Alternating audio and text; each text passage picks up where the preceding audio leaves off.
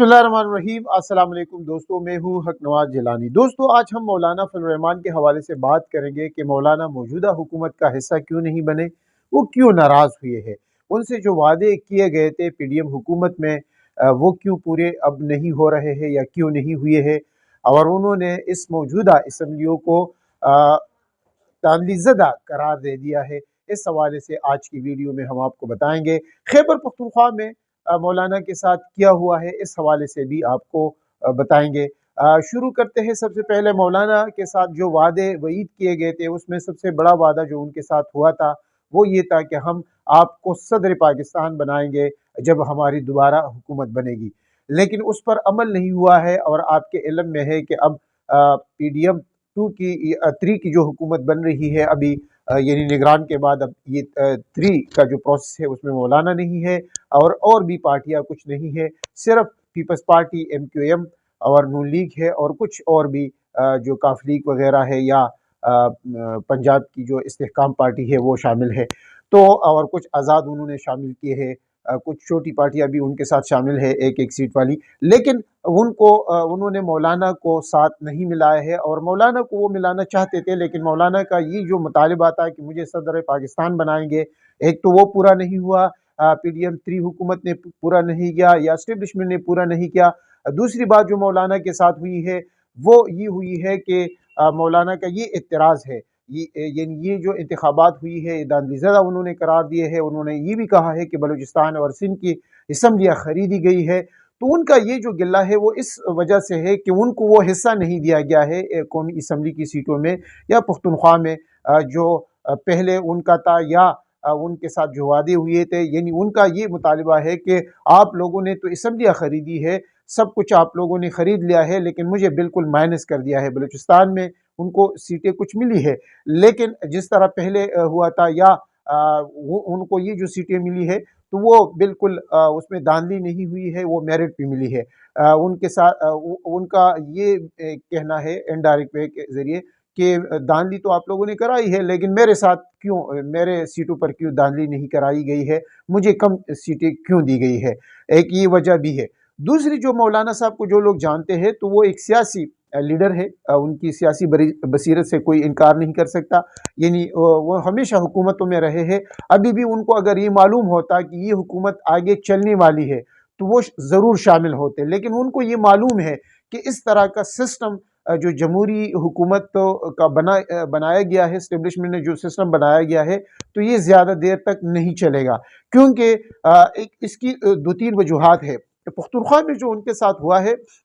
बुनियादी वजह ये बनी है पख्तूनख्वा में और बलूचिस्तान में भी और पूरी पाकिस्तान में, जब उन्होंने माहौल देखा है कि हम जो सियासत कर रहे हैं, अवाम ने तो हमें बिल्कुल रिजेक्ट कर दिया है, रद्द कर दिया है। तो ये क्यों रद्द कर दिया है? वो इसीलिए रद्द किया है कि उनकी जो पॉलिसी थी, उनकी जो सोच थी, उनकी जो हुकूमती कारकर्दगी वो बिल्कुल सिफर रही है, और अवाम इस में इनकी पजीराई नहीं मिलती। अवाम इन चीज़ों को पसंद नहीं करती कि आप इस्टेब्लिशमेंट के साथ मिल के कुर्सियाँ बदले, कुर्सियाँ ले ले, ओहदे ले ले, तो अवाम इसको पसंद नहीं करती। इसलिए अब आप ये देख सकते हैं कि मौलाना भी इस्टेब्लिशमेंट के खिलाफ कुल की बात कर रहे हैं,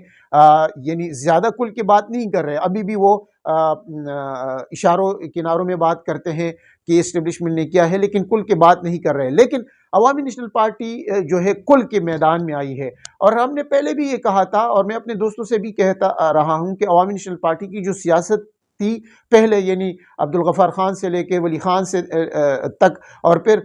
हत्ता कि कुछ हद तक हम असफंदार वली की भी बात कर सकते हैं कि उन्होंने भी जो लाइन ली थी, तो वो मुल्क में आइन व कानून की लाइन ली थी कि जो भी पार्टी आइन व कानून के मुताबिक काम करे, आइन को आगे ले आए, और इस्टेब्लिशमेंट का जो काम है बुनियादी तौर पर सरहदात की हिफाजत करना, तो वो होना चाहिए, और इस्टेब्लिशमेंट को सियासत में नहीं आना चाहिए। तो उन पॉलिसी पर जब तक अवामी नेशनल पार्टी का आमजन थी या उस पर अमल कर रही थी, तो उनका कुछ न कुछ से थी खैबर पख्तूनख्वा में, और खैबर पख्तूनख्वा के अवाम वोट भी देते थे। लेकिन जब इनके बेटे आ गए تو ان کے بعد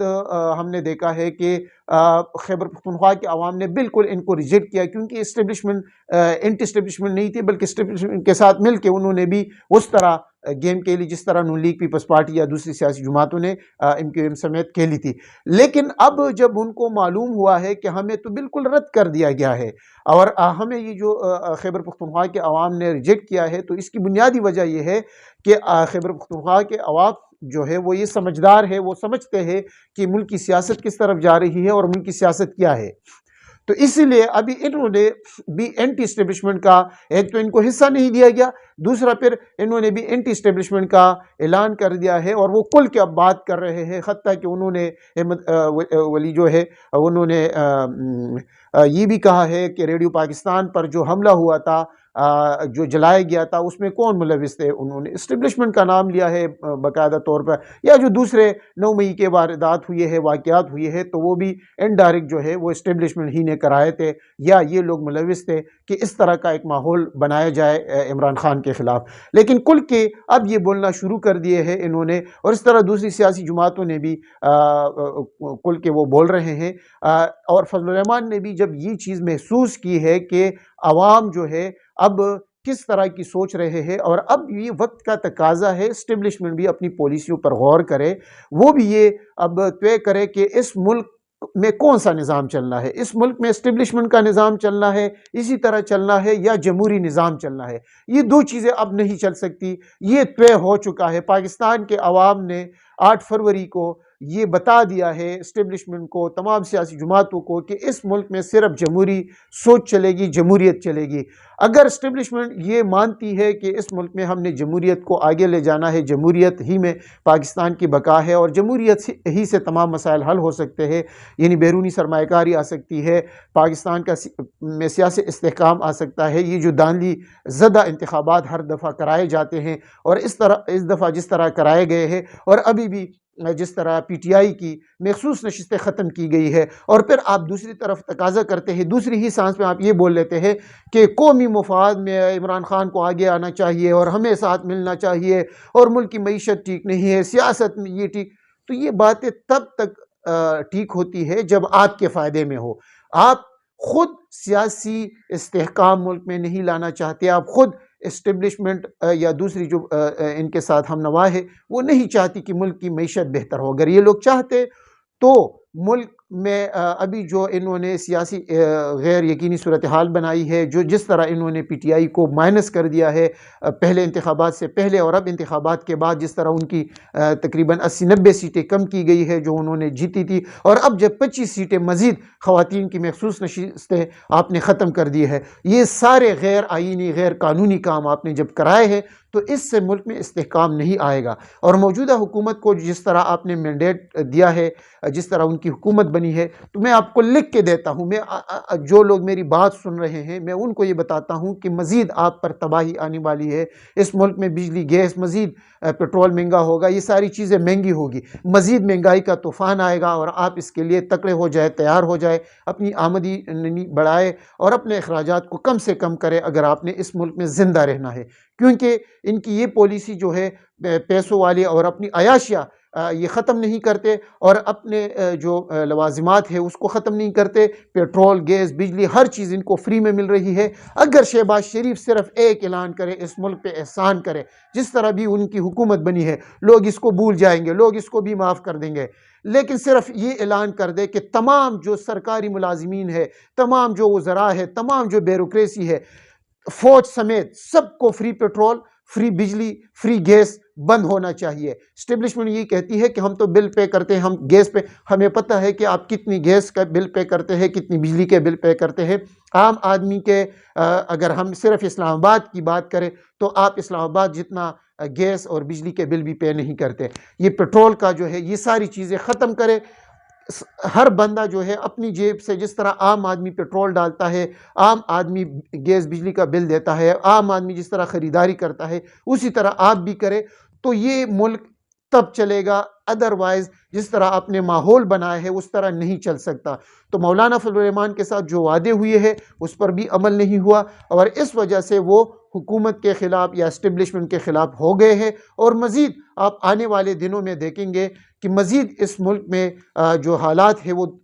بہتر نہیں ہوں گے، اور اگر اپوزیشن جماعتیں کچھ بھی نہ کرے، یہ حکومت خود نہیں چل سکتی۔ یہ تو یہ الزام اپوزیشن پہ لگائیں گے، لیکن جس طرح انہوں نے پالیسی بنا رکھی ہے، جس طرح IMF کے نیچے یہ ہو گئے ہیں اور اپنے اخراجات کم نہیں کرتے، اپنے عیاشیاں بڑھا رہے ہیں، دن بدن ان کے اخراجات بڑھ رہے ہیں، عیاشیاں بڑھ رہی ہے، جزیرے خریدے جا رہے ہیں، پلاٹس خریدے جا رہے ہیں، بیرونی ملک سرمایہ کاری کر رہے ہیں، یہ لوگ اپنے ملک میں لوگوں کو سرمایہ کاری کی دعوت دیتے ہیں اور خود اپنا پیسہ بیرونی ملک سمگلنگ کر رہے ہیں، بھجواتے ہیں، اور ایران سے دوسری جگہوں پہ جو پیٹرولیم کی جو سمگلی ہے، دوسری چیزوں کی جو سمگلی ہو رہی ہے، جب تک یہ عیاشیاں، یہ مافیا کی یہ عیاشیاں بند نہیں ہوتی، یہ ملک ترقی نہیں کر سکتا۔ عام آدمی جو ہے وہ سفر کرے گا، عام آدمی مشکلات میں اضافہ کرے گا، اور اللہ نہ کرے کہ اس ملک میں خانہ جنگی کی کیفیت ہو۔ عوام نے بہت زیادہ صبر کا مظاہرہ کیا، عوام نے بہت زیادہ تکالیف مشکلات کا سامنا کیا ہے، لیکن بدقسمتی یہ ہے کہ ہماری اسٹیبلشمنٹ ان تمام واقعات سے کچھ بھی سبق حاصل نہیں کرتی۔ میں آخر میں یہی کہوں گا، اپنے اسٹیبلشمنٹ سے ہماری گزارش ہے کہ خدا را اپنی پالیسی تبدیل کرے، اپنی پالیسی پہ غور کرے، جو آپ کا کام ہے وہ کرے، سیاسی چیزوں سے نکلے۔ اس میں آپ کی عزت ہے، اس میں آپ کی بقا ہے۔ یہ ملک اپنی فوج سے پیار کرتی ہے، فوج ہماری ضرورت ہے، ہم اس سے کوئی بھی انکار نہیں کر سکتا، لیکن سیاسی فوج کسی کو بھی قابل قبول نہیں ہے، اور اس سے نفرت میں آپ کے خلاف اضافہ ہوگا، مزید اضافہ ہوگا۔ اور یہ بھی میں آپ سے، جس طرح دوسری سیاسی رہنماؤں میں قومی اسمبلی میں تقریر کی ہے، اور ان کا بھی یہی کہنا ہے کہ تمام سیاسی قیدی عمران خان سمیت جتنے بھی آپ نے بنائے ہیں ان پر کیسز ختم کرے، مزید اس ملک کا تماشا جو ہے آپ نے بنایا ہے اس کو بند کرے، اور مزید اس ملک پہ آپ رحم کریں۔ دوستو آج کے لیے اتنا ہی، انشاءاللہ نئی ویڈیو کے ساتھ دوبارہ حاضر ہوں گے۔